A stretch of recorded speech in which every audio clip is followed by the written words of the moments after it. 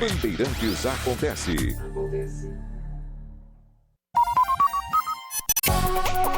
Saber, entender, compreender, conhecer, descobrir, ouvir. Bandeirantes acontece.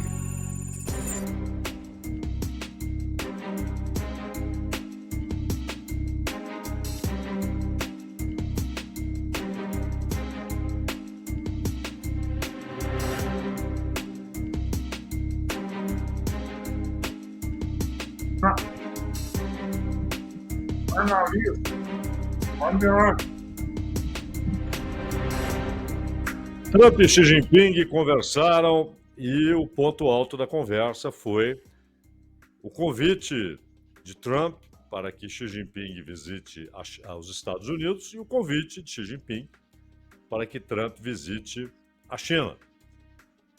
É claro que isso não teria acontecido se ambos não enxergassem a possibilidade de um acordo.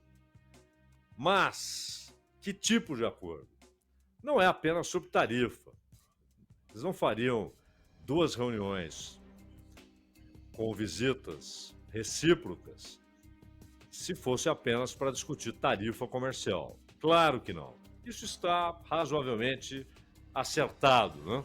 Os Estados Unidos chegaram a 145%, hoje 30%. A China chegou a 125%, hoje 10%. E houve acusações depois, primeiro do Trump, dizendo que a China não estava respeitando os termos do acordo. A China refutou, disse que os Estados Unidos é que não estavam respeitando, aquela história toda. E aí houve a conversa. Mas o que quer a China acertar com o Trump? Que tipo de acordo o governo chinês espera obter em conversas com o presidente dos Estados Unidos? E Trump,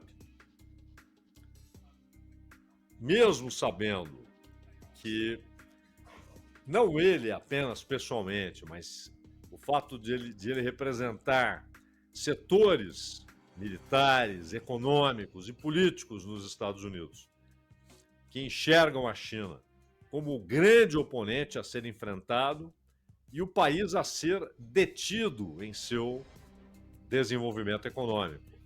Caso contrário, isso pode afetar duramente o domínio econômico e político dos Estados Unidos no mundo. Essa é a visão de setores nos Estados Unidos representados pelo Trump. Trump é o portador dessa visão. Um dos, né? Mas aí é preciso entender o que ocorre em cada país para sabermos exatamente o que pretendem e que tipo de relação há entre Estados Unidos e China. Durante a Segunda Guerra Mundial, tanto a guerrilha nacionalista quanto a guerrilha comunista na China receberam armas dos Estados Unidos, não só, mas dos Estados Unidos, também da União Soviética, para combaterem a ocupação japonesa em território chinês. E quando os japoneses são finalmente derrotados, né, e quando há, em agosto de 45, o fim da guerra, nacionalistas e comunistas voltam a se enfrentar. E até que em 49, no dia 1º de outubro de 49, há a Revolução que derruba Chiang Kai-shek, seu governo nacionalista do Kuomintang, e coloca os comunistas no poder. E a China, na verdade, ela faz uma revolução que ela chama de socialista, já no primeiro momento, na primeira hora, mas havia muito a ser construído. A China era um país com uma espécie de pré-capitalismo, um capitalismo muito peculiar, que já se tornara raro no século XX, que era uma economia fundada quase inteiramente na produção agrícola, indústria muito fraca, uma dependência de outros países no fornecimento de produtos industriais. E quem industrializa a China é a União Soviética. E Mao Tse-tung faz uma aliança com Stalin, de quem ele gostava e a quem ele respeitava e a quem ele admirava. Aliás, foi o Stalin que deteve Mao Tse-tung quando ele queria colocar centenas de milhares de soldados chineses marchando do norte para o sul da Coreia, dizendo que jogaria os americanos no mar. E foi Stalin quem o deteve, dizendo inclusive que isso poderia provocar uma resposta nuclear dos Estados Unidos. Fazia pouco tempo que os Estados Unidos haviam derrubado 2 bombas atômicas sobre o Japão, dia 6 de agosto de 45 e dia 9 de agosto de 45. Então, no início dos anos 50, quando estoura a guerra na Península Coreana, já dividida entre Norte e Sul, o regime do Norte foi um regime preparado, financiado, trabalhado pela União Soviética, que inclusive deu recursos para a guerrilha, não para fazer a revolução, mas para enfrentar os japoneses também na Península Coreana. O Kim Il-sung era o líder de um movimento guerrilheiro que resistia à ocupação japonesa. E, claro, aproximou-se de Stalin e, quando a Coreia se liberta do jugo japonês, a ideia é que seja um país só, ninguém pensava em divisão. Só que as tropas americanas ficaram ao sul do paralelo e a guerrilha, com apoio soviético, ao norte do paralelo. Então, aquilo conduziu rapidamente para a ideia de 2 países, 2 governos, mas um só povo, que é sempre traumático, né? Essa divisão. Então foi uma guerra pesada em todos os sentidos, não só militar, mas até emocionalmente para o povo coreano. Eram coreanos enfrentando coreanos. E quase que há um confronto aberto entre China e Estados Unidos. Mas, depois da morte do Stalin, inicia-se uma lenta, porém inequívoca, decisão de distanciamento. Um inequívoco processo, lento, mas inequívoco, de distanciamento em relação à União Soviética, principalmente 3 anos depois da morte do Stalin, com o 20º Congresso da União Soviética, quando Nikita Khrushchev, do Partido Comunista da União Soviética, quando Nikita Khrushchev denunciou os crimes de Stalin. Mas, ao mesmo tempo, fez aquilo para inaugurar um processo que foi deletério, que foi degradante, que foi destruidor para a União Soviética, que é interrompido em 64, quando Khrushchev é derrubado e Brezhnev ascende ao posto máximo, mas para manter a situação como estava burocraticamente. E depois o processo de Khrushchev é retomado e radicalizado por Gorbachev, que simplesmente estabelece relações capitalistas na União Soviética. Antes do colapso. Isso foi feito no governo de Gorbachev. Mas a China teve um processo diferente. O distanciamento, que virou rusga, virou guerra. Claro, bem limitada, localizada. Tiros na fronteira entre União Soviética e China. Mas, ao mesmo tempo, confrontos políticos e diplomáticos. E a China, ainda com Mao Tse-tung, vale ressaltar, isso foi o mais grave erro de Mao Tse-tung em política externa. Ele começa, então, não foi Deng Xiaoping, ele começa a dar piscadelas para os Estados Unidos. Deixando claro que a China queria participar de uma ampla aliança internacional com os Estados Unidos. E há o famoso encontro Nixon e Mao Tse-tung, E há a doutrina do Kissinger. O que deveria ser oferecido à China para aquele jogo evoluir?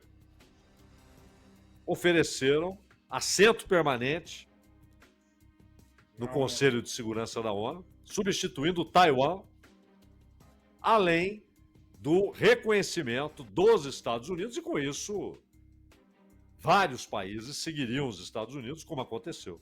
O reconhecimento de que há uma só China e que seu governo legítimo está em Pequim e não em Taipei. Essa é a posição oficial americana até hoje. Embora os Estados Unidos fomentem movimentos pela independência de Taiwan e armem Taiwan, né? Mas isso também tem a ver com uma decisão do Congresso americano que restabeleceu o que havia sido derrubado pelo Jimmy Carter, restabeleceu a obrigatoriedade de os Estados Unidos protegerem Taiwan. E esse é um tema que Xi Jinping e Putin têm de tratar. Taiwan. Até porque não foi um porta-voz, não foi o chanceler, foi o próprio Xi Jinping quem disse que Taiwan voltará integralmente à China de uma maneira ou de outra, ou seja, por um acordo ou pelas armas. E os exercícios militares chineses não são exatamente meros exercícios, mas são treinos para a invasão de Taiwan. Encontrará forte resistência, armamentos moderníssimos, mas é inevitável que tome Taiwan. E aí a dúvida é o que os Estados Unidos fariam. Haveria uma intervenção militar e, portanto, uma guerra? Os Estados Unidos pagariam esse preço para cumprirem seu compromisso estabelecido em lei pelo Congresso dos Estados Unidos de proteção a Taiwan? Difícil que isso ocorra. Mas há outras questões.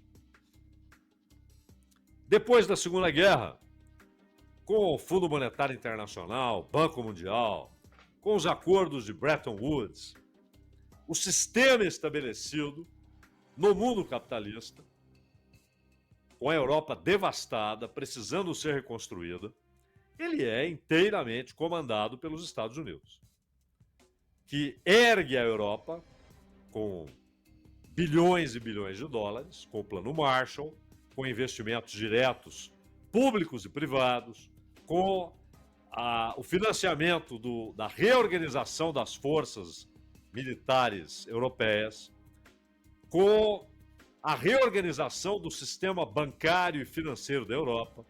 Então não há dúvida que a Europa passou a ser tributária, uma parte de um sistema imperial encabeçado inequivocamente pelos Estados Unidos. Com o Japão, a mesma coisa ocorreu. Eles rasgaram os esboços de uma nova Constituição japonesa e disseram, não, a Constituição é essa aqui, ó. Já escrevemos para vocês. Há até hoje muito ressentimento no Japão, primeiro, claro, por causa das bombas, mas também porque a Constituição foi imposta pelos Estados Unidos. E do outro lado havia a União Soviética e os países não alinhados. O único verdadeiramente era a Iugoslávia, já dissemos isso aqui. Os outros eram países que se designavam não alinhados, mas que eram alinhados. O Brasil aos Estados Unidos, a Índia à União Soviética, o Paquistão aos Estados Unidos e assim por diante. E a China, que era iniciadora desse movimento de não alinhamento, mas naquele momento ela ainda estava alinhada à União Soviética. E depois se alinha aos Estados Unidos. O que acontece na China, depois da morte de Mao, depois da prisão da Camarilha dos Quatro, o que acontece no final dos anos 70 é o restabelecimento do capitalismo. E não dá para dizer restauração, porque não era aquele capitalismo pré-revolução. Um capitalismo agrário. Já era um capitalismo assentado em bases industriais. As reformas foram anunciadas e o Deng Xiaoping mandou o recado para o Washington. precisamos de capital. E aqui o capital lucrará como nunca, como em lugar nenhum. Houve uma certa desconfiança. Ainda nos anos 70, o Nixon chegou a dizer que a aliança com a China era necessária, mas que fatalmente os Estados Unidos estavam ajudando no nascimento de uma potência que seria a sua rival. O Nixon enxergou isso. E de fato ocorreu. O capital foi capital árabe, capital inglês, capital francês, capital canadense, capital dos Estados Unidos, capital do mundo foi para a China.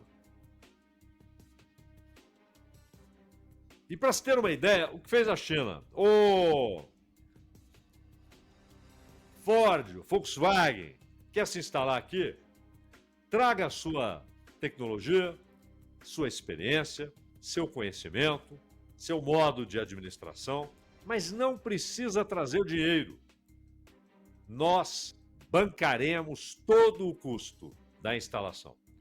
Vocês vão pagar salários depois, mas toda a estrutura será bancada pela China. Essas empresas foram alegremente. Só que a China não fez o que fez o Brasil. Ah, agora eu tenho indústria automobilística. Sim, colocou em solo brasileiro fábricas de outros países.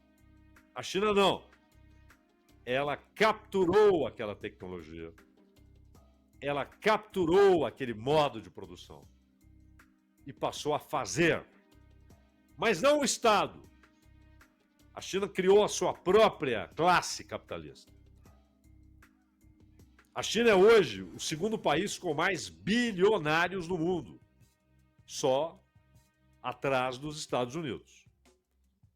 Os Estados Unidos têm o maior número de bilionários do mundo. Em segundo lugar aparece a China. E a China adotou o modo capitalista de produção. E nós já falamos aqui, há 3 visões. Uma delas, não, a China é socialista. Ela está usando o modo capitalista de produção como se fosse uma imensa NEP, referência à NEP do Lenin, a nova política econômica. E não tem nada a ver. Aquilo era algo limitado no tempo e no espaço. Era para durar pouco, durou pouco, e era para atender às exigências da situação concreta, real, socioeconômica da Rússia, que tinha 80% da sua população na área rural, produzindo comida. E era um país destruído pela Primeira Guerra Mundial e pela Guerra Civil. A Revolução não, mas pela Guerra Civil que veio depois da Revolução. Com o mundo atacando a Rússia. O mundo. O Japão mandou cerca de 70 mil soldados para lutarem na Rússia. França, Alemanha, Império Britânico, Estados Unidos, todos foram contra a Rússia. E ela ganhou a Guerra Civil. Mas precisava reconstruir sua economia. E houve a NEP. A China não.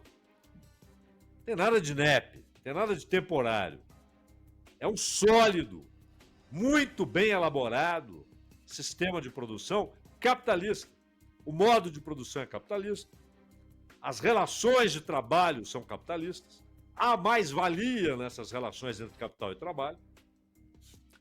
Há o excedente na mais-valia absoluta, ou seja, pelo número de horas trabalhadas ao dia, na mais-valia relativa, com a produtividade.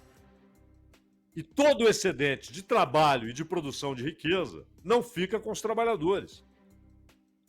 Essa é uma característica específica. Não existiu no feudalismo, não existiu no período clássico. Em nenhuma das formas de organização econômica na Idade Média ou na Idade Antiga, nada. Só o capitalismo tem essa captura do excedente do trabalho e da produção de riqueza.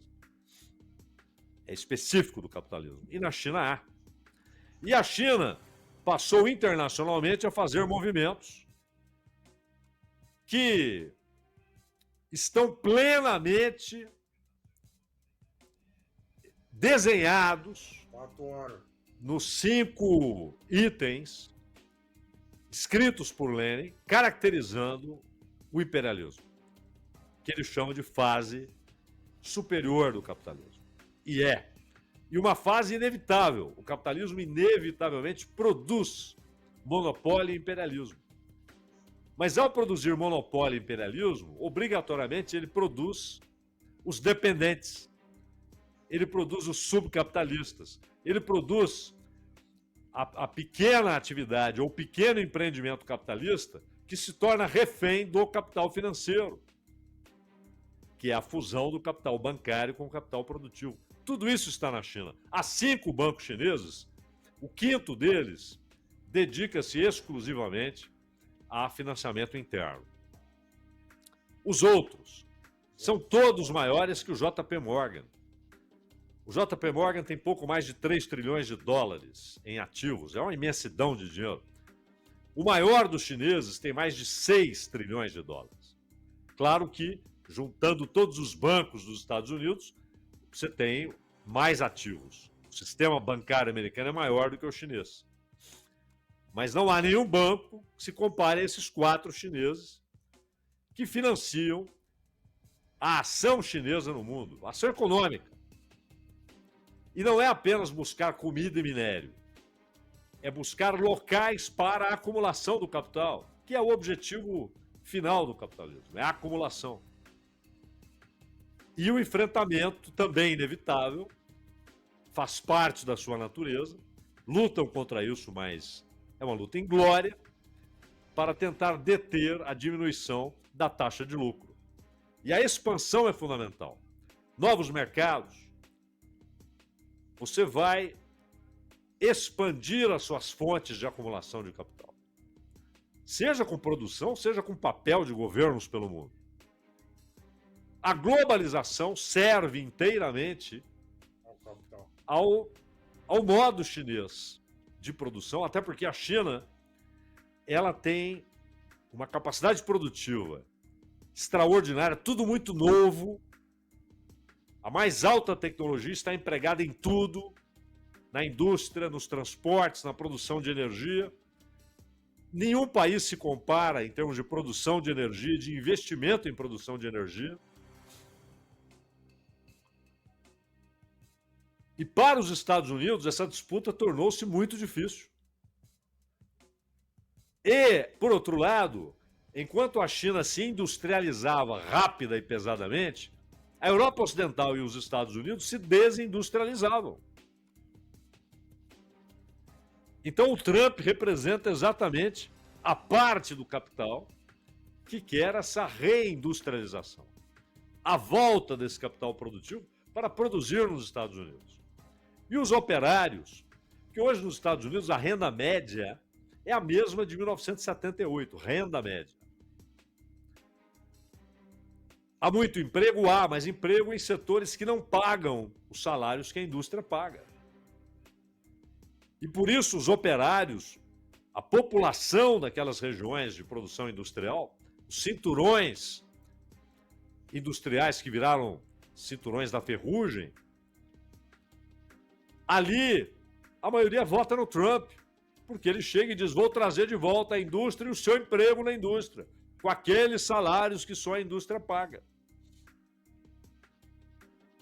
Há outras coisas, claro, como a remoção de impedimentos à produção de petróleo, que inclui, claro, prospecção, exploração, pesquisa, e, inclusive o Alasca, né? O Alasca é um alvo prioritário nessa política do Trump. Mas, nesse jogo da globalização, a China ganhou. E, por isso, uma ação anti-globalização. Aí entra o pacote de tarifas. Ele não é o maluco inventando tarifas. Isso faz parte desse contexto. Que dificilmente dará certo, até porque o país está sujeito a mudanças, a uma eleição que traga alguém com visão diferente, que represente outra parte do capital que continua satisfeita com a divisão internacional do trabalho e da produção, que é o que significa a globalização. Então, o que quer o Xi Jinping? A divisão entre dois impérios. A divisão das esferas de influência. Quais serão as esferas de influência que devem ser respeitadas? Como nos tempos da Guerra Fria. Quais serão as esferas de influência? Só que aí, não uma divisão ideológica. Não uma divisão ideológica. Mas uma divisão para que todos possam ganhar. Todos, no caso, os Estados Unidos e a China. Mas o Trump está comprometido, foi eleito para isso, para representar o ataque a essa divisão internacional da produção e para restabelecer nos Estados Unidos independência industrial e elevação do salário médio, da renda média e do lucro médio. E ele, ao mesmo tempo, ele faz muito barulho com outras coisas, né? Inclusive com práticas fascistas, como a que ele pratica contra os imigrantes. Negócio doentio, canalha. Com as declarações racistas, associando povos e etnias a comportamento. Se isso não é racismo, é o quê? Se você associa um comportamento, e no caso ele está falando de comportamento criminoso, a origens e etnias. É racismo explícito. E o que ele fez com aquelas pessoas que foram enviadas para El Salvador, aquilo é um crime. Poderia haver um De Gaulle a dizer, fossem os Estados Unidos um país sério, e o Trump teria sofrido um impeachment. Porque aquilo é criminoso. É um crime contra os Estados Unidos, contra El Salvador, mas sobretudo contra aquelas pessoas. É o uso do poder para destruir, para devastar vidas. Mas o acordo pode interessar, até pelas pressões internas que o próprio Trump recebe para pegar leve nas tarifas. E esse vai e vem, esse vamos negociar, isso faz parte também do jogo interno de pressões. Mas a ideia da China é não nos enfrentemos, nos associemos na divisão desse bolo imenso, como dois impérios. Só que há muitas questões. Primeiro, a China continuará sendo economicamente um desafio que vai se tornando imbatível economicamente. Imbatível. Os Estados Unidos já enxergam isso. Ela está se tornando economicamente imbatível.